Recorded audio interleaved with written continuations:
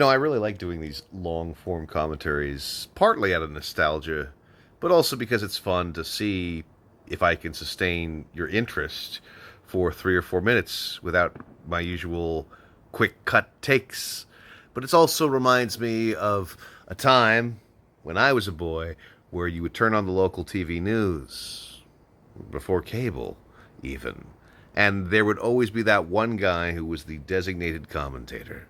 He'd have 3 or 4 minutes to wax on about something, and he was often a little strange, or he was like some middle-aged dude who they didn't know where to actually put in the news department, but he was funny, and everyone liked him, so they put him on camera instead.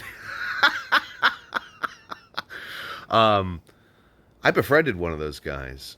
Uh, his name was Wayne Shannon, and he appeared on Cron TV4.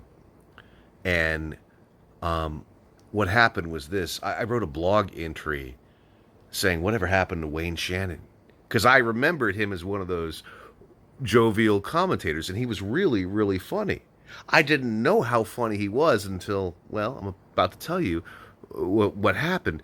I wrote this blog entry, and Wayne Shannon himself actually left a comment, and I emailed him, and we began an email volley, and we struck up an email friendship. He was a really funny guy.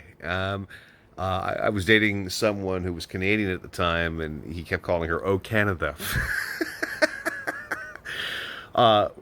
Really, exactly the kind of guy I remembered. And then he sent me a DVD of his what he called it "Hatest Grits" instead of "Greatest Hits," and every single one of these commentaries was brilliant, was genius, was like my jaw dropped, like, oh my god, this guy was witty. He worked with Maury Povich. He won Emmys, and I basically said okay, Wayne, I'm gonna get these up onto YouTube, and I did get them onto YouTube, and other people who were Wayne Shannon fans, much older than me, they got in contact with me, and they started putting up some Wayne Shannon stuff, right, and his kids, who were estranged from him, found him through my blog post. So Wayne was able to get in touch with the kids he lost. It was beautiful. But I also did a podcast interview with Wayne because I wanted people to know who he was, and we found out that Michael Moore ripped off his routine for Roger and me. I had no idea, but I compared the Lemon stuff that he did with some of the stuff in Roger and Me, and yeah, Michael Moore ripped this guy off, and he knew he could rip him off because he was in Detroit at one point, so Michael Moore would have seen this, and I was so angry by this, but Wayne was such a sensitive man, a beautiful, sensitive man, a sweetheart, and it was all too much for him, and he also was a Vietnam vet. And he decided to go on one last hurrah, and he committed suicide. And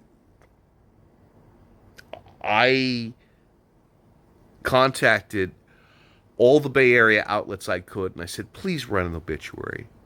Please run a thoughtful, respectful obituary. I had a couple of inside contacts because I worked in journalism. We did make sure that he got coverage in the Chronicle, on I think SFist did it as well, and I kept sending the videos on to everyone, and here's the tragic thing. Wayne did thousands upon thousands of commentaries, and they are all trapped somewhere in the Cron archive, if they're even there at all.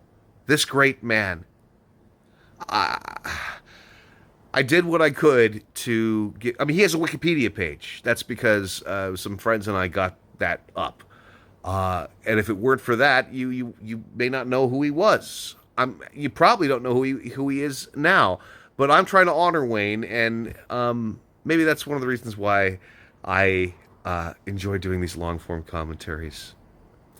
Wayne Bow, rest in peace, good sir. Still love you.